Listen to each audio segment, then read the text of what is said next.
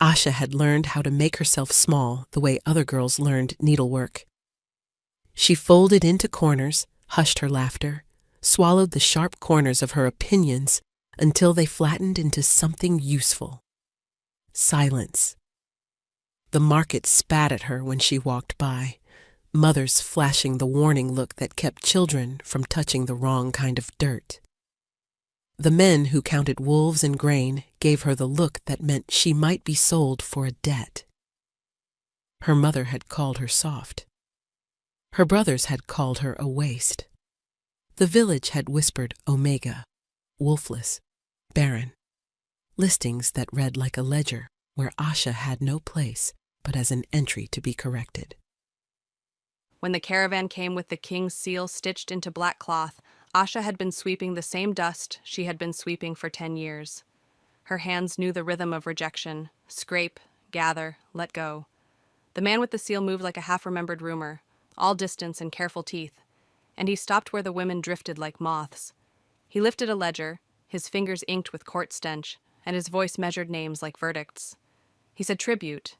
He said the king required a healer for the private wing. He said the king's mood was storm and the king's guests preferred not to die. Asha had not expected to be chosen. She had not expected to be watched. When the man fixed his eyes on her, something cold and routed lit there, as if he could see through every scraped knuckle and every shabby dress to a lack that was supposed to matter. The village priest muttered, and a neighbor pressed a packet of dried beans into her palm, an ingratiation, something to trade for mercy. Asha clung to beans. She let herself be led, because there was no other answer. The caravan bound in black banners left behind the smell of old leather and old promises. Asha left behind the one small borrowed life she had grown used to and stepped into the long corridor of the king's fortress. The fortress did not smell like the market. It smelled of stone and iron and a sour breath that felt like it belonged to someone who had not smiled in a long time. Servants with eyes like glass took her name with practiced indifference and escorted her through halls that swallowed sound. They took her to a wing where patients were kept for the king's private needs, where no one came in unsentenced time. The door to the private wing opened with a sound like a blade being drawn. She saw him first as a shadow in the dim. He was wrapped in black and gold like a moonless night embroidered with stars. The rumors had told 1,000 ways to fear him: the Alpha King, the blooded, the man who had ended wars before they began. People said he smelled of wolves and ash. They said his voice could split a room and his gaze could slaughter reputations. Asha stood where she had been told to stand, hands folded, chin up, because that was the face you had to show the powerful. Her fear made her breath small and sharp. He moved with a deliberate, dangerous sort of slowness that made her skin crawl and also made her heart drum foolishly at the base of her throat.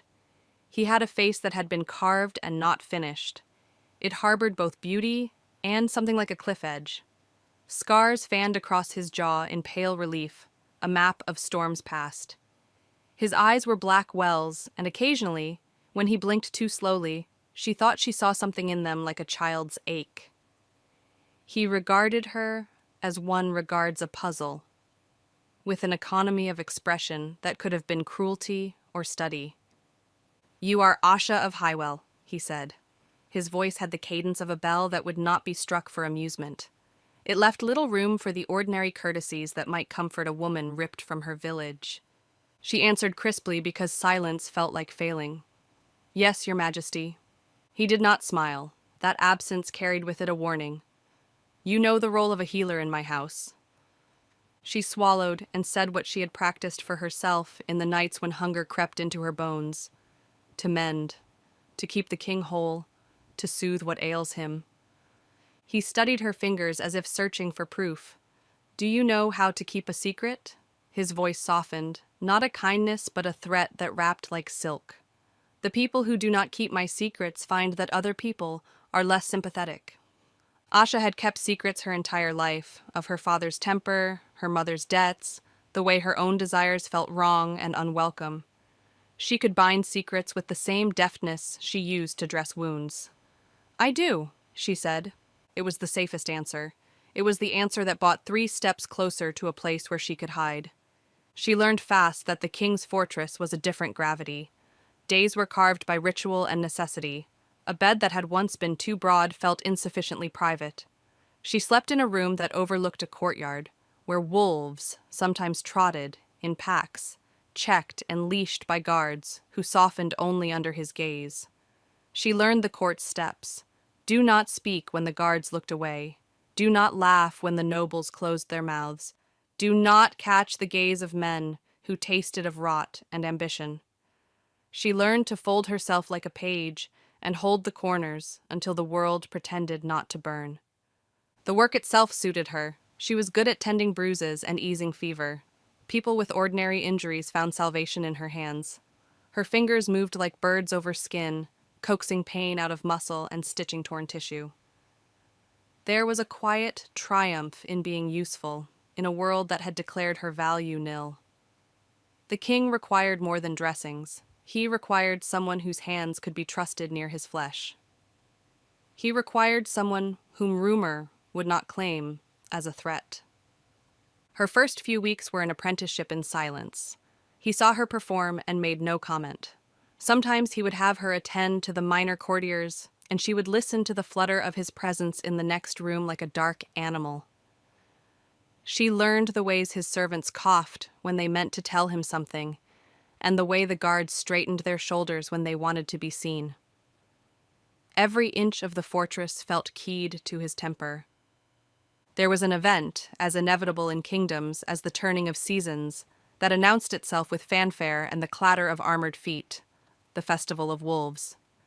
The festival claimed to celebrate strength and lineage, but it was mostly a parade of the powerful showing their teeth. Noble families brought gifts, alliances were murmured, and the king accepted both favor and tribute with the efficiency of an executioner. Asha's presence at the festival was purely functional. She sat behind a screen in a tent that smelled of spiced meat and polished steel, prepared to heal the bruises of men who mistook strength for arrogance. The closer she got to the center of the arena, the more heat rose from the crowd. Heat and hunger, and her skin prickled as if she had stepped into an animal's lair. The king sat elevated on a dais like an altar. He watched everything and nothing at once, eyes skimming the lines of the crowd like a pair of knives. Halfway through the festival, a group of cloaked riders stormed the gates. The crowd froze and then divided like a stream around a rock. The cloaks split as if someone had cut them, revealing the sigil of a rival house. They moved with practiced intent, not just to be seen, but to strike. The chaos was quick. A flare of steel, a scream, a man on the dais falling like a marionette whose strings had been cut. Panic spread like a flame. Asha moved because fingers know their trade faster than hearts know fear. She pushed between stumbling nobles and toppled scaffolding and reached the dais. The man who had fallen was no stranger to her hand. He was one of the king's advisors, and he bled in a way that made the festival taste of iron. She knelt and worked, murmuring the names of bones and vessels like prayers. The crowd blurred into a wash of color. Over and over she steadied the hot, ragged breath of a man who had sought to change fate with a blade. She did not notice at first when the king stepped down from the dais. She realized he stood behind her when someone seized her wrist, and the world cut into a new slice of bright and cold. He had leaned close enough that the air between them burned. She met his gaze and saw the first real flicker of unsoftened something. Interest. It was a dangerous thing to catch from a man who preferred to be looked at as if he were a weapon. "You are quick," he said. There was no praise in it. He sounded like an assessor reading the specifications of a fine weapon. "You would prefer I be slow?" she asked, surprising herself with the smallness of her defiance. Defiance had been a luxury the market had not afforded, but here, in the echo of the riot, it tasted like brine. He did not answer with words. He reached down and, with a motion that betrayed nothing of his intentions, placed a fragment of the advisor's cloak in her palm. It was embroidered with a thread she could not name, and the weight of it hummed against her skin. "Trust is currency here," he said at last. "Keep mine." The festival became a hinge. Men were punished, traitors hunted. But the king's hands did not seek to shake the unsteady balance of power. Instead, he turned his attention to something stranger and quieter than rebellion, to Asha's hands. He had made her his healer in name and in practice, but he also drew her into the world of his solitude, allowing her to see the small infractions that shaped him. The vulnerability he harbored seeped out like water through mortar. It was not dramatic, like a monster's curse or crimson with violence. It was more like a bruise you only noticed when you scrubbed the arch of your hand across your skin and felt the tender throb. He could not bear sunlight for long, it seemed. He kept his windows heavily curtained, as if the day itself might betray him. On some mornings he moved as if his bones were too heavy for the hours, and he would sink into a chair and not rise. His hands trembled sometimes, an almost imperceptible shiver that upset his composure, and once, while Asha bandaged a torn palm, she noticed the scar at the base of his thumb that pulsed like a hidden lie. There were other signs, less physical and more like the way a song sometimes lingers at the edges of hearing. He had enemies who dared not step into the sunlight. He slept in armor. He ate in silence. He kept pictures of people who were not there. The guards called him a demon for his focus, and a pariah for his solitude. Meanwhile, the council praised him for decisive cruelty. He had been king long enough that his name had the weight of history. When the courtiers whispered his secret, they did so as if by mentioning it, they would absolve themselves or warn others to keep distance. The vulnerability, though, ran deeper than sun or sleep. Asha began to piece together the old stories that never made it into the official archives. A binding, perhaps, a loneliness sealed with magic, a cost paid in blood. He did not flinch when she treated him, which in some men meant dominance. In him it meant something like ignorance and something like a plea. Once, when his breath was particularly ragged, he told no one but the night watch and a spider that crawled along a beam what his body had lost. He said it as if he were cataloging a failure. The words themselves were not dramatic. Blindness was too simple and monsters too clumsy. Instead, he described a thing that made him different, a sickness of trust, a wound that kept him from bringing anyone close enough to matter. Asha felt a traitorous compassion swell in her chest toward a man she had been taught to fear. The compassion rose and pulled like tide. It frightened her more than any threat did. She knew how to soothe flesh. She was less certain how to soothe the ache in a person's soul. Perhaps everyone is born with a kind of thirst, and she was only now learning to identify it, to be seen by someone not as an omega or a defect, but as a force. She had spent her life deflecting sharp looks and softer words alike. The warnings of the court did not keep her away. There were bastions of hatred that stretched like brambled hedges. Her own family's shame flared in the faces of those who saw her walk the hall, wearing a ring that denoted official servitude to the king's inner court. They would whisper and spit and claim she had traded her body for favors. But the king's need made her indispensable, and the fortress required healers who owed no one else anything. She slept poorly and dreamed frequently of children she could not bear, of wolves that smelled like salt, of a man whose shadow never left him. The binding came in the night, sudden as a storm. Asha had been called to the king's bedchamber to stitch a skin torn by jagged glass. The cut ran long and ugly across his forearm, a red river that threatened to reach his elbow.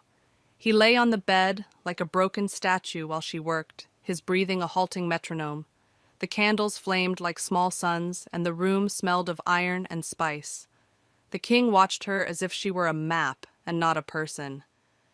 His gaze charted the tremor in her hands and found it wanting. She had not intended anything more than to close the wound. She had been trained to patch and to bind, not to offer solaces. Yet there was a moment, as she pressed linen to his skin, when something ancient and anciently feminine throbbed under her sternum, a pull like a moon on the tides. The fortress hummed in an unfamiliar key, and the wound answered as if it recognized her touch. The blood slowed and, impossibly, the edges knit, in a way that should have demanded months of bed rest and specialized poultices. He opened his eyes and met hers, and in that gaze, the world compressed to an unbearable pinpoint of realization. "You healed me," he said. It was not a statement that sought gratitude so much as a confession that startled him. "You bled," she said. Words that might as well have been prayers slipped between them. Her skin felt like a drum skin stretched taut. For the next few days, the king watched her with more intensity than any sovereign did for any servant. The court noticed, as courts do. Rumor spun itself into an opulent scarf and draped it across the halls. Some suggested she had cursed him. Others suggested she was a witch. A few returned to the more familiar gossip of a bargain. None of the guesses saw the truth. Asha's touch had done something between a miracle and a natural law that had not been taught in the village when she had been a girl. The pull grew like a secret until it was too loud to ignore. Asha began to have dreams in which the king spoke with the voice of a boy who remembered being small and wronged. She dreamt of wolves who did not howl, and of hands that feared being held. The dream voices were not accusatory, they were longing. Each morning she woke with a new ache that was less about patient limbs and more about a hunger she had not known she could feel. It terrified her. She had been taught that the heart was a traitor, and all forgeries began with small tendernesses. One night, after a council had bled itself dry of intrigue, the king summoned her to his private gardens. The moon held its breath, and the world folded into a softness that felt like a conspiracy.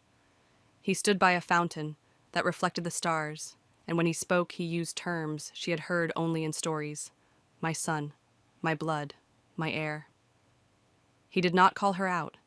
He asked a question that rippled through her like a blade. Are you bound? The question had many potential meaning, like a forked road with maps that would not show themselves. Asha thought of the word as the market used it, bound as in bought. She thought of it as the court used it, bound as in duty.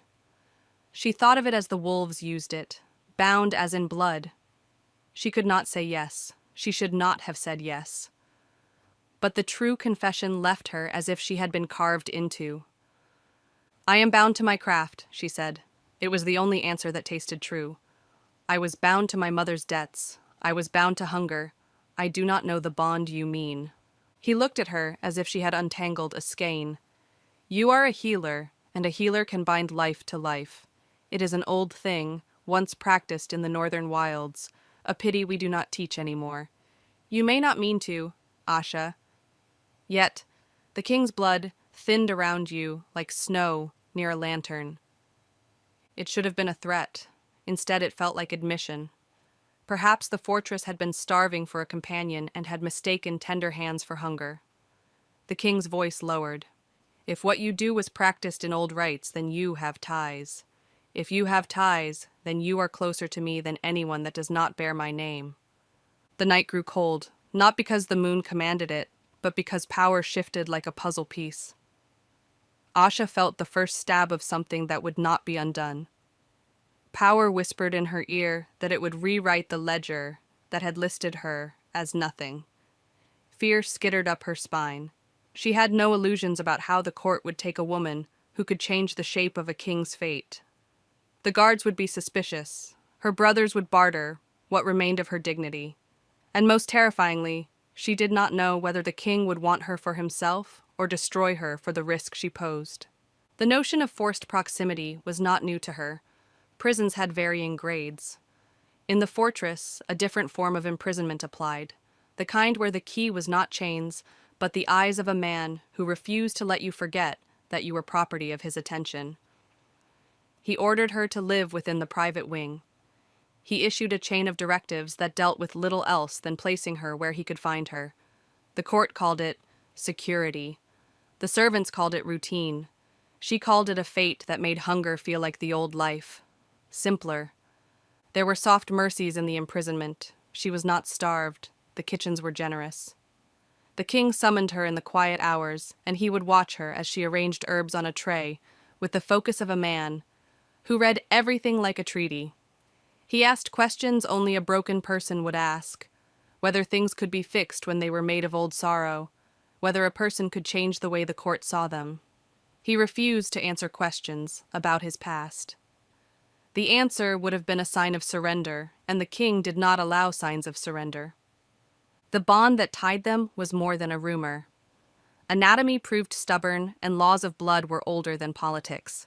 Their nights were fraught with friction and recognition, and in the heat between them, Asha discovered a gift that had been hidden by shame and neglect. She found she could do more than heal flesh.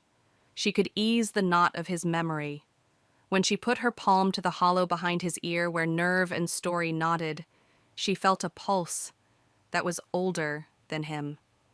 It responded to her fingers as if acknowledging kin. The king, who had been guarded like a temple, allowed himself in small ways to be unarmored. He unrolled his history in fragments. The loneliness of being a son raised to be a pillar. The ritual that had cost him a childhood. The secret that had turned him into a monarch who preferred fear to kinship. He also showed her cruelty that made her raw. When she tried to ask why he had barricaded his heart from the sun, he would lean away with an old hurt sharpened into authority. He had not been spared the world, he told her in a voice that cut white, and so he returned the scale of pain. The court had taught him to be a god, and gods did not need tender hands. He told her that trust was a currency that people spent and never repaid. Yet when guards came to claim someone he had loved in a story from his youth, he flared like an animal and let her see the thing that gnawed him, regret. Her care did not make him less ruler. She learned to read him as she read cracked skin and fevered brow. She learned when his temper would flare and when the silence meant he had retreated into himself. She learned how to navigate his terrors and his small mercies. They argued sometimes, their words sharp as blades that left no blood but left edges that would later catch the light. Their conversations curled around topics men of power avoided, what it meant to be loved, whether duty justified cruelty, whether lineage could be more than a legal paper the court could use as weapon. Outside the fortress, the world tore itself into more obvious dangers. The king's uncle, High Lord Valen, personified the disease of tradition. He was charming in the way rot looks like honey and used law like a blade. He spoke loudly in council about purity and the sanctity of the bloodline. He saw Asha like a stain on his dignity. He saw the king's interest in her like heresy and the audience with her as insult. He plotted, not with the violence of open war, but with subtler, colder machinations. Favored marriages, whispered accusations, and the slow erosion of political capital. He would not stand for a healer from a disgraced family influencing the king. Asha noticed the way the courtiers aligned like wolf packs, and she developed a taste for the politics by necessity. People underestimated her because she moved with softness rather than strategy. They forgot that softness could be a tool. It could misdirect. She watched Valen's eyes with the hunger of a woman who had been starved long enough to know the sound of an empty larder. He admired the power of institutions the way a hunter admires the shape of a net. If he could smear her with scandal, he would have not only rid himself of the discomfort she represented, but repaired the rent in his ambitions. One evening, Valen made his move. He arranged a banquet that showcased a candidate for the next queen, a woman of impeccable lineage, knives softened into smiles. He ensured the advisor favored a public announcement that the king would take a consort to secure the throne's line. The fortress hummed with the machinery of ceremony and political scent. The king, who was normally composed in public, sent for Asha during the banquet with an urgency that made servants whisper. The call to the healer in public was rare and implied either a great wound or a greater scandal. Whispers multiplied. When Asha arrived at the royal chamber, she saw the king in an unusual, unarmored state. Sleeves pushed back, sleeves showing bare arms that had earned their lines. He wore a cloak, but the heat in his face broke through the practiced calm. He had been in the throne room when Valen made the suggestion. She had seen the twist of his hand, the scar pooling dark like a map. Valen moved like a spider in court, conspicuous and invisible at once. When the king looked at her, the question in his eyes had edges it had not had before. Not suspicion, but protest. Protest sounded like wind and sometimes grew to a storm. "He wants to name a consort tonight," the king said, and the words were the blunt instrument of a man with little appetite for subtleties. "He will try to secure the line with someone who brings him favor." Asha's heart beat loud in her throat. It was not only that the king might choose a different partner, though that would leave her vulnerable, but because a public betrothal would mean the king claimed the court's line openly, and in doing so, he might deny the strange, growing tether she felt in her bones. She should have been an instrument, not a participant. She should have been the silent hand that healed and then returned to the margins. She realized she had become something he might claim in ways that frightened both of them. She stepped forward because the room required an answer, and not because bravery had arrived. "There is no reason your majesty cannot choose both reason and a tender heart," she said. It was a small retort and a foolish one, but it reached him in a way even blunt power could not. He allowed himself to laugh, a sound like gravel rearranging itself. He did what no one expected. He walked into the public room and stopped Valen's show without the sword that people expected of a king. He announced something not of consultation, but of declaration. He said that the court would not call forth a consort tonight. He said his line would be his to name and his alone. He said that those who wished to press the matter would see the court's doors closed to them. Where once silence would have been his tool, he chose confrontation. Valen reddened as if stung and slunk away like an animal who had lost the sun. The court watched and found new reasons to be afraid. The king, in his declaration, had also, in effect, recognized Asha's place beside him. Whether he meant to crown her or merely to insult Valen, the recognition altered the ledger. People like to write histories. They rewrite them when embers appear. After that night, the fortress shifted like tectonic plates. Allies and enemies reformed. Some courtiers favored a union between the king and someone noble, while others sought an opportunity. The southern houses sniffed like hounds that had caught a new scent. Asha, once invisible as she was, became a pivot point. Power wrapped around her, the way a vine wraps a tree. The vine did not choke the tree necessarily, but sometimes it did. Then came the attack, not a whisper or a schemer's knife, but the clean violence of a planned strike. Ashan, a lord from the outer regions and a man who excused cruelty with lineage, coordinated a raid that coincided with an important diplomatic convocation. Smoke and steel filled the outer courtyards. Soldiers died. Nobles who had arrived with smiles now lay with the shocked look of people who had had their fate decided in an instant.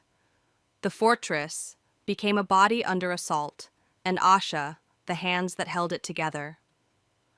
The king's vulnerability revealed itself under such pressure. His temper flared and then closed into something smaller.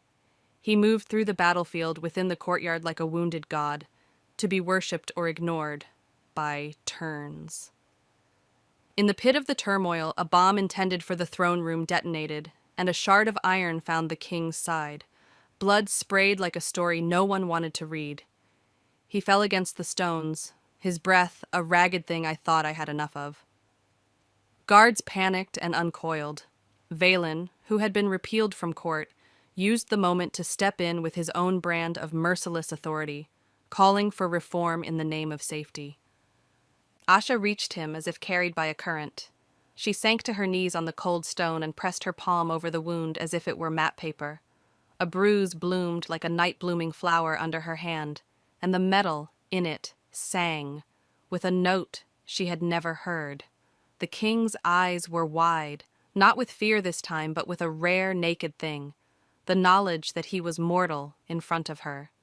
He did not look to his guards or to the council. He looked only at her. "You must do it," he said, as if she had been the one to command whether. "You must bind this." Asha had never been asked, no, commanded, to do anything like this. Her craft had not prepared her for a wound that thrummed with politics and old magic. There was metal, yes, but there was also a thread of something old, a binding meant to keep him always distant from the warmth of others. He had broken that binding on some nights when she pressed her hand to his chest and felt the heat of a human life inside. It had mattered more than she was comfortable naming. She worked as if someone else were manipulating her hands. She made a poultice of moonflower and nettle and bloodroot, a recipe she had read in a book that had once belonged to the woman who had taught her how to bandage. She spoke words her mother had whispered in some other tongue because words tied things. She pressed her hands over the wound and felt a shock of something like connection, not the king's fear, but his trust falling like dew. It was more terrifying than any blade. Asha's binding did not simply close the wound. It laced the old spell with the new line of blood and with a current of something old and feminine. The fortress held its breath and then exhaled. The king's pulse steadied. He looked at her with a softness carved from terror and gratitude, and for a moment the court held still. The scream of the raid dulled to a memory. There was the sound of wood crackling somewhere in the outer yard, and the taste of iron on the night air, but also a new quiet, the knowledge that something intimate had happened inside the walls. The attack left both outward scars and inner tremors. The court punished men, and the king's inner circle shrunk and hardened. Valen used the chaos to push the court into measures that would grant him more power. He did not insist on marriage, but on political bondage, a council appointment that would give him the sway he wanted. The king gave in on paper, but in no meaningful way. His concessions were like smoke, visible, but not solid. Asha saw him make the political calculations, and she saw him change his mind, like a man who was learning to feel again. It was a dangerous education. Then something happened that neither of them expected. Asha discovered she was with child. At first, the discovery was private, an irritant of nausea she could not ignore, and the dimness of the night that lasted longer than it should. She suspected other reasons, and then she found the small proof in her body. The idea of pregnancy in the fortress read like a bold line through a manuscript. There were rules about lineage and bloodlines and who could produce heirs. Asha did not fit any of them. She was a healer. She was Omega. She was a woman who had been scorned and traded in her village like a minor slur. She told the king not because she wanted to force his hand, but because she feared the consequences of being discovered by others. She found him alone in the kitchen, where soup simmered, and the smell of old bread coated the air. He sat with his elbows on the table, the same stoic mask he wore when the world tried to tear at him. She did not need to explain. She saw the way his jaw pinched and then relaxed the instant the news landed. His hand went to his chest, where a place might have been softened by some memory, and he let out a single breath that might have been a laugh if it had not come out like a sound held in a cage. "You are carrying my heir," he said, and the words were both proclamation and a chain link. The logic of a kingdom rearranged itself like tectonic plates. Asha felt suddenly like a tree uprooted and replanted. The soil changed, the sky different. She felt fear, raw and cold, and also a kind of ecstatic terror. She saw what it meant in the faces of the servants she told in quiet. Some bowed their heads in sorrow because they expected the worst. Others touched their hands to their own hearts and blessed her. The delivery of the news did not go smoothly. Valen raged as if the universe had unjustly allowed a stone to be dropped on his plans. He accused Asha of witchcraft in the hallways as if the accusation of magic might alter the fact of the child. He told the king that taking a woman like Asha as the mother of his bloodline would undermine the court's reputation. He called her a stain. The court that had once shrugged at her became a machine for othering, for making the strange familiar and thus acceptable. The king's response was complicated. He defended her in moments that felt like hands stroking embers. He told his council that the lineage would be recognized, and there would be no shame. He refused to be shamed. He told Valen in private that if the court sought to remove Asha, they would have to remove him first. He meant it. He meant it with a clarity that scared even his old supporters. But he also retreated sometimes into a silence so profound that Asha could see his fear like a cut on his palm. Their relationship tightened and stretched in ways that tested them both. People either rallied around them or moved like wolves toward a fresh kill. Asha learned the bitter calculus of court life. She learned who would stand with them at the council and who would claim neutrality. She saw friends made and friends lost, and she learned that the same men who had given her praise for a healed burn could look at her like a threat when her belly rounded. In the private hours, their intimacy grew into a complicated arrangement of need and tenderness. He would hold her with a grip that said he meant to be careful, and she would yield until she felt the need to climb away and breathe. She learned the geography of his vulnerabilities. She learned the small ritual of making a man who had given up on being held accept the shape of touch. He, in turn, let her see a child he had known once. The king had loved and lost before. He told her about his mother and the nights before he was crowned when he had felt like a broken instrument being tuned into a public performance. He cried once, and the sound cracked the stone around them. Not everything slid neatly into place. The court continued to be a furnace where knives were reheated. Valen's plots dissolved into more complicated weavings. He arranged for Asha, a disgraced noble who had allied with him, to insinuate a rumor that Asha had been enchanted. The suggestion was low and crude, but its effect was like a die. People began to question the validity of the child. Was it truly the king's? Did the child hold some curse? The court demanded proof, in the form of ritual tests and blood rites that were cruel in their opacity. Asha had avoided mystical tests before, because they were designed to humiliate women who had no recourse. She had survived the village's shame by being silent. Now she had a child inside her, and a king who loved her, and a fortress that called for proof. The council proposed a ritual that would reveal the truth, or at least make a public display of the alignment of blood. It was a ceremony that called upon old rites where a woman had to be stripped of both physical protection and privacy, while men observed and declared her innocence or guilt based on their perceptions. It was a vestige of a patriarchal set of rules designed to protect men's claims and women's compliance. The king refused at first. His words were blunt and angry. "No," he said, and he meant it. "No test in front of this court." Valen called his refusal cowardice. He called the king a man who hid like any other when faced with a test. The argument grew heated in corridors where tapestries listened, and the night smelled of iron. Asha felt the question like an animal at the edge of a cliff. The king clenched his jaw and finally said it. "If you will not go through the test, do you consent to a private one? I will be present. I will not allow them to humiliate you." She did not want any test. She wanted the world to accept her on the basis of what she had done: heal, hold, and keep the child safe. But she could see the way the council sharpened their knives for public debate, and she could see the way Valen wanted the scandal badly enough to use any tool. She agreed to the private test because there was no other way to make the storm stop. The night of the private rite was a place where power and secrecy braided together. The king stood in front of her in a way that made her belly swell with the knowledge that he could not pretend not to be human.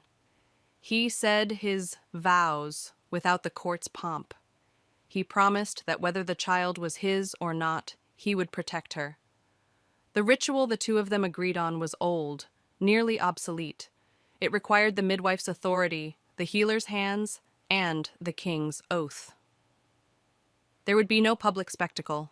Instead, there would be a trust they extended to one another, a clearing that said what the court could not demand, that they would be more than rumor. They performed the ritual under a low sky that smelled of lavender and the musk of men. Asha's hands shook as she pressed the leaves of a plant learned in the wilds between her palms. The king's hands were steady because he was practicing not to be afraid. He placed his hands on either side of her belly, and he said the words of oath. "Blood bears witness." He kissed her hand afterward, as if it were something fragile. The touch stayed inside her, for days, like a lantern she could return to for warmth. When the child was born, it was as if the world had been made anew. The delivery was quiet and fierce. Asha labored with the focus of a woman who had been scraped by hardship and powered by a courage less visible, but no less real. The king paced as one paces when there is a storm inside the house. He returned to the room when the cries began, and he saw the child first as something small and crying, but then as a portal. The child had dark hair like night, a nose affectionately crooked like something familiar, and a cry so fierce it could have announced sovereignty. Everyone in the private room exhaled. The midwife hummed a tune that dated back to the villages, and the king, against the tide of generations, wept in a way that had nothing to do with spectacle and everything to do with relief. When they told the court of the child, the response was explosive and then slowly rearranged itself like tectonic plates finding their new seam. There were people who cheered because the king had chosen his own path. There were others who muttered and tried to see the child as a symbol of impropriety. Valen seethed and tried to find a way to tarnish the child's lineage, but the court could not deny an infant's presence. The child had been made by flesh and breath and a small, private ritual. Its existence was a fact that tampered with institutions. Asha's status began to shift in the most unanticipated way, from outcast to matriarch in a way that had nothing to do with a title and everything to do with being the mother of the heir. People gave way to her in courtyards, not purely from fear, but from curiosity, and then from respect tempered by the knowledge that children shape dynasties. The women in the kitchens who had once glanced with avoidance now brought her small gifts: a loaf of bread, a jar of herbal infusion designed to strengthen milk. Even those who had been neutral now found ways to be useful. It was a new kind of power, domestic and raw, the influencer of a line. The king changed as well. He had always been a man who could command a room, but his commands started to bend in ways that made people notice. He became protective of the child in ways that had nothing to do with politics, and everything to do with a man who had found something he could not let go. Sometimes he would sit by the child for hours and not move, only watching, like a man memorizing a map he had not thought he needed. He would bring the child to the private wing where Asha could heal him, and in those moments, he looked like a man who had found a harbor. Valen persisted in his attempts to undermine them. He found men who were dissatisfied enough to try to create a whisper that the child would not survive due to a hidden curse. He bribed detested midwives and attempted to get them to claim the child was sick. He aligned with Acha to make a rumor of the child's death, and then the child's removal, so that he could present a candidate more amenable to his goals. But each attempt flamed out, because the child's life was guarded not only by a king, but by the skill of a woman who had been trained in silence. There was a final confrontation that would determine whether their union could matter in the eyes of the court, and whether the king could ever choose compassion over fear. Valen organized a civil expectation, a parade of nobles demanding an heir's health be publicly certified. He would make a show, and in that show, the king would have to either bow to the will of the council or refuse and risk civil disobedience. The day of the parade arrived with the pomp of a battle. Streets thrummed with onlookers who came to see whether the king would bend. The king stood in front of them with his child wrapped in his arms. His expression was rigid as a blade. Asha stood behind him within the inner courtyard, cloaked and silent, because she did not trust the crowd to be tender. Valen spat accusations from the dais, and the council moved like predators prepared to pounce. The thing about public life is that it feeds on spectacle. It needs a drama to survive. Valen's final act was a question shaped like an ultimatum. Will you allow this child to be the legend of our time while their mother remains a common healer? Asha stepped forward before anyone could arrange for her to be humiliated. She did not speak like a woman pleading. She spoke like someone who had learned the rhythm of her own voice. I am not merely a healer. I am the woman who held your king when he was broken. I am the woman who kept him whole when he nearly died. I am the mother of the child who will someday sit where he sits. If you choose to diminish me, you choose to diminish the future." Her words landed with the force of truth. The crowd shifted, and something like a hush swept across the stands. The king watched her as if he could still not believe she had said such things in public. He stepped forward and placed the child back in Asha's arms, as if bestowing power by touch. He said, with a voice that carried to every corner of the courtyard, that Asha was acknowledged as his mate and as the mother of his heir. He declared that the court's rules would henceforth require respect for any who bore the king's line. The declaration was revolutionary and petty, both practical and loving. Valen's face crumpled in a fury that was slow and dangerous. He arranged for a last attempt at subterfuge, a desperate bribe to a guard who had been promised the title of captain and lands in exchange for removing the child from the castle at night. It was an assassination that did not involve a blade so much as betrayal and the easy use of proximity.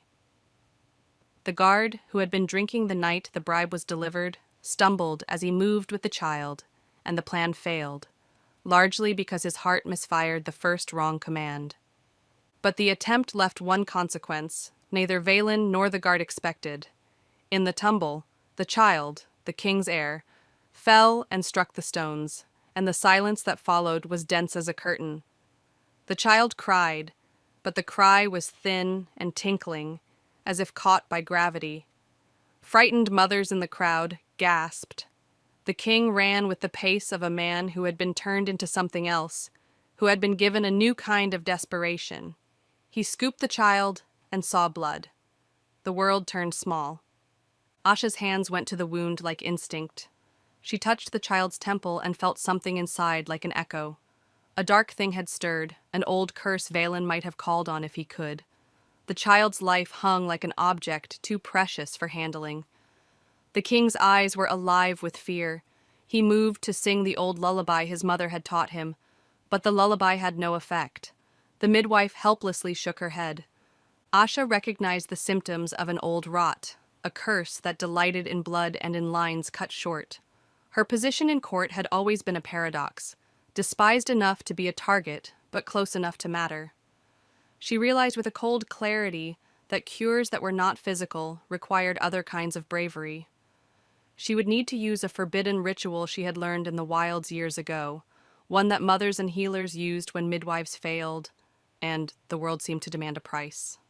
The ritual required her to bind blood to blood and to trade a part of herself for the child's safety. It demanded the surrendering of a thing she had always held as a private fortress, her own future liberty. She could do the binding, she had the knowledge, but the cost would change her life. She would bind her warmth to another and lose some part of her solitude forever. She did not hesitate, because the king's face was there in the courtyard, every word of the court's pronouncement still fresh. He took her hands and did not try to argue her into surrender. He offered the solemnity of someone who had been a man most feared, and had never considered choosing his own fear for the sake of love. He said in a voice that had rocked the kingdom, "Do it." Asha set her palms over the child's wound and sang the old words into the night. The words tasted of an orchard and the salt of sea. The binding pulled into her like a thread hole, and then it drew out of her, as if the child's life needed a counterweight. She felt the cost like a stone pressing the center of her being. She gave what the ritual demanded, a measure of her freedom and the name no one had given to her before: mate. It was not a romantic word, at first, but instead a legal term that had become something holy. The child's breath steadied slowly as if a choked river had found a new channel. The blood slowed. The world around them breathed again. The king kissed her then, with a fierceness that had nothing to do with passion and everything to do with gratitude. "You are mine in more ways than the crown can claim," he whispered between teeth. Word spread as if the fortress itself had sent messengers in the night. The court had known they would be tested. They had not expected Asha to save the heir. Valen attempted to spin the event into further scandal, that such rituals were dangerous, and that the king had been reckless. But his words collided with the truth like wind against stone. The king had been willing to risk reputation for the sake of a child, and for the woman who had bound herself to that child. Valen found himself increasingly isolated, the mantle of power not matched by the willingness to be brave when required. The bond Asha and the king shared became public not only in law and ceremony, but in the quiet acts that make a life. He began to treat her as a partner in governance, listening to her counsel on matters where she had once been dismissed. She taught him how to value people rather than fear them. He taught her how to set boundaries when the court tried to devour them. Together they navigated the slow reform required to temper a kingdom that had long favored cruelty over compassion. There were times when the king's old habits returned, and they would argue fiercely until words left them both drained. There were also nights when the child's small hands curled around Asha's finger, and she felt the center of her life settle into place. Asha's ascension to respect was not immediate, nor did it erase the shadow of being a woman from the wrong side of the ledger. There were fights to be waged. Valen continued to work in the shadows until his final attempt to seize the throne. He had amassed discontent, and the final revolt would have broken like a wave at the fortress, if not for a combination of loyal guards, strategic alliances brokered by those who had seen Asha's saving touch, and the king's own willingness to stand and be counted. The rebellion raged for a season, pitting families and factions against each other, and the king had to choose again and again whether to hold to old cruelty or to step into vulnerability. The final battle was a blur of steel and cunning. Valen launched a night raid intending to capture the king and carry him away. He expected to find the throne empty and the fortress in chaos. Instead, he found a man who had learned to ask for help and a healer who no longer would be made small. Asha stood beside the king in ways no one could have predicted. She moved through the trenches and wards like a seasoned commander of small mercies, setting healers where needed and carrying messages like a sword. She could not be intimidated by Valen because the court had made her too resilient. She was, in the end, a force not because she had learned war, but because she had learned to be necessary. Valen was arrested after his last desperate attempt, and his supporters scattered. The king insisted on mercy for some and justice for others, an approach that earned him respect, because it demanded the courage not just to punish, but to rebuild. He spoke publicly about the nature of power and the need for care. He spoke about Asha in terms that were unwelcome to men like Valen, but necessary for a kingdom that needed to learn temperance. Asha rose in rank not because of a crown, but because she occupied a place that made sense to the court: mate of the king, mother of the heir, healer of a line. People found reasons to praise her softness and to respect her resolve. She opened clinics that taught the old healing arts to women who had been refused formal recognition. She worked to institute laws that protected midwives and quiet petitions to the court that would prevent a woman's reputation from being destroyed by rumor. The work was slow and sometimes felt like patching a ship in a storm, but she persisted, steady as the hand that once learned to bind a wound on a king's forearm. Life, ineffably, bloomed. The king and Asha bore one child and then another. Their family became both a symbol and a reality of a kingdom rounding toward a kinder future. They married in a private ceremony that made the stone in their chests melt into something tender. Children called the king father and called Asha mother.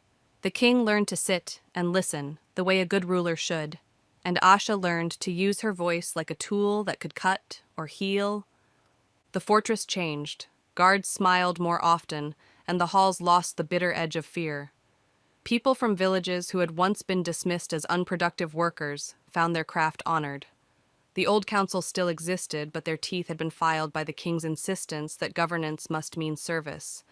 The laws rebalanced to include compassion as a tenet rather than a luxury. Valen faded as a cautionary tale. He either was forgiven or faded into exile. History treated him with an ambivalence that suits men who try to hold on to the past. The court learned a difficult lesson, that power without softness shrivels into accusation and violence, but power with tenderness bore fruit that fed more than it consumed. The king learned slowly to be seen as a man who could love, and as a man who could be loved by someone who had once been told to be small. Asha learned that she was not a stain and never had been. She had been a woman who could heal and a woman who could love. The villagers who had once whispered Omega came to visit sometimes, bringing trinkets and gossip. She forgave some, not for their sake, but because forgiveness made her breathing easier. She became a person who was known for the way she listened to a child's cough, and for the way she argued for a law that would ensure a child of any house could be cared for if they became ill. The fortress grew warmer in winters, and the market sold bread that smelled better than it had in a generation. When the king walked the streets, he did so with Asha at his side, not as an emblem, but as a partner. They raised a family that grew like the trees planted in the courtyard, slowly, stubbornly, and with deep roots. People were kinder in public, as if the presence of a woman who had once been called lesser had compressed societies into gentleness. It did not change the whole world overnight, but it shifted the arc of their kingdom toward something steadier. 1 year after the child's birth, they stood on the balcony that overlooked the same courtyard where riots and declarations and the edges of an empire had once defined them. Their firstborn, now toddling and laughing like a small son, clutched a ribbon and ran toward the guards who had once been monsters in rumor. The second child, with Asha in her arms, sucked a thumb the way children do when secure. The king watched them both with a softness that matched the moon. Asha's hair still carried smudges of soot from the forge of governance. Sometimes she laughed and admitted to old fears. The king would reach for her hand, and when he did, she felt the familiar, impossible tether they shared. They had weathered public humiliation, an assault on the throne, a curse that might have killed a child, and the unasked dread of lineage politics. They had emerged not unscarred but intact. They had also transformed more than their household. Asha's clinics thrived in villages that had been previously ignored. The midwives sang songs that had been forbidden in the old council's name. The king instituted reforms for apprentices who had once been denied training.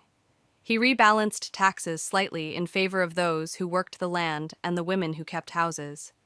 He started a charter that recognized healers formally so they could not be easily dismissed by officials. The kingdom adapted not because a single mind decided it was good, but because a family chose to embody a gentler law. The court learned to address them differently. Nobles who once scoffed at Asha found reasons to bring their infirm children for treatment. There were arguments at the council and blunt efforts to reclaim authority, but each attempt waned under the weight of public goodwill. Power by fear had been replaced by a different currency: connection. It did not make Valen forgetfulness, but it muted his capacity to harm. Asha dreamed sometimes of her village like it had never been left. She returned once after a year with the children and a retinue of guards who were less imposing, because the welcome she received was kinder than remembered. Her mother wept when she saw the face of the child who had become a center. Her brothers, who had once bartered her as if she were a piece of cloth, bowed and then later spoke to her with a sincerity that made Asha's heart both ache and expand. The king, who had once believed power required isolation, walked into the village with a humility that puzzled some and delighted others. He visited the priest who had once judged them, and spoke of a future in which people could be judged less by past grievances and more by their actions. The priest did not change overnight, but even he shifted slightly in the way he pronounced blessings. The town festival returned that year, but with a different flavor. The games continued, and the pomp too, but they also added a ceremony of healing where Asha and other healers tended to the wounded as a public show, not of humiliation, but of shared tenderness. Children ran in the square, and the king and Asha joined forces for the storytelling tent, where they told tales of old where kings and healers had saved each other. The people listened and learned.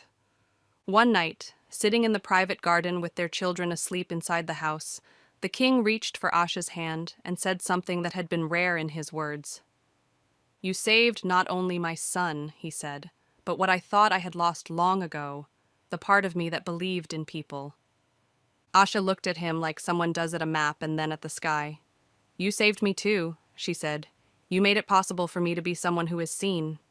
He smiled then, a small fissure in his old armor, and his eyes had the light of a man who had found something for which he would protect a world.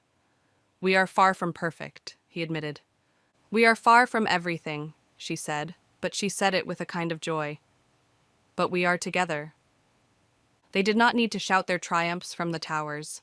The work of changing a kingdom whispered in the slow changes of law, the quiet culture of the fortress, the clinics that provided for children, and a mother who could heal a child's wound with hands that had once been taught to be small. The children grew and played, and sometimes argued about who would one day rule. The king and Asha argued sometimes too, in the way old lovers do, keeping guard over the balance of ruling and raising a family. Valen was given a fair trial and then exile, not only as a justice, but as a statement. The court needed to show that cruelty would not be rewarded. Men who had once supported him shifted toward quieter counsel. There were still plots, of course. Power never lets go easily, and there would be further testing in years to come. Yet the kingdom had a new axis made of tenderness, and a ruler who could admit fear, and a queen who could teach people how to heal. On the anniversary of the child's birth, they stood in a courtyard full of laughter, and the king raised his cup of unsweetened wine in a toast that surprised even the old guards. He spoke not only about lineage, but about the woman beside him, who had been called an Omega, and had become the center of a line. He said the word mate out loud in a way that made certain ears prick with attention, and he named Asha more than any title. The honoring of her did not remove complexity, but it made public the truth, that a woman who had once been marginalized could save not only a life, but a line. Asha thought often of how she had been folded into herself as a child, and then how, piece by piece, she had learned to unfold and to hold the weight of a kingdom's future. There had been nights where she had counted the costs and wondered whether she had paid too high a price. There had been moments of private loss in which she had felt the empty space where liberty might once have been. But the children's laughter, the rewritten laws, the small reverence of a village that now saw healers as essential, all of that made her breathing more easy. When the king and Asha walked along the fortress wall and watched the sun sink into the farmland, she rested her head against his shoulder and felt his heartbeat. It was steady because they had learned to be steady together. He had taught her that authority could be wielded with restraint, and she had taught him that trust was not a weakness, but an instrument. They had both been changed by the thing that had begun in a wound and had grown into a life. A child born in the shadow of steel, who had created a future of surprising softness.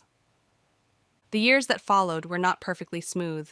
There were political storms and medical crises that tested even her skill. There were moments of mourning, but the arc of their life leaned at last toward a kind of composted peace that fed the next generation. Children of commoners had access to training, healers had official recognition, and the court had earned a reputation for a governance that showed restraint when power could easily have crushed dissent, and for a tenderness that forbade the worst abuses of the old laws. At night, when the house was quiet and the children slept with the steadfastness of the young, Asha would sometimes go to the window and remember the market and the ledger and the moment a man with a seal had pronounced her name. She would think of the first time she had sewn a wound on the king's arm and not known what that touch would mean. She would then look toward the cradle and watch the child sleep, and she would feel gratitude bloom in the hollow where loneliness used to live. Valen faded as a lesson, and the court's whisper transformed into voice. He became history rather than present danger, and his mistakes taught the king to be more vigilant. Other threats rose and fell. The world never rested from the hungry. Through it all, Asha kept the clinics and taught the apprentices and tended the wounded and the griefs of the people. She was no longer only the wife of the king. She had become a woman who had a legacy of kindness to pass on. One autumn, an envoy arrived from a distant kingdom, seeking the hand of their child in policy, not affection. They came with silver tongues and promises of trade. The king, who had once measured everything by power alone, considered the offer, and then with Asha beside him, decided upon a partnership that balanced interest and compassion. The decision showed that the court had access to new kinds of diplomacy, now that the king's heart had been steadied by a woman who had taught him trust. The children grew and learned the arts of leadership and the recipes of healing. They were taught with the intensity of a family who had seen how much of old life could break into shards otherwise. The heir, the child, who had once been so fragile, grew to be a thoughtful and fierce leader, taught by both parents to temper strength with mercy. The other child learned the craft of stories and songs and would later travel outside the kingdom, bringing back tales that knit neighboring lands closer.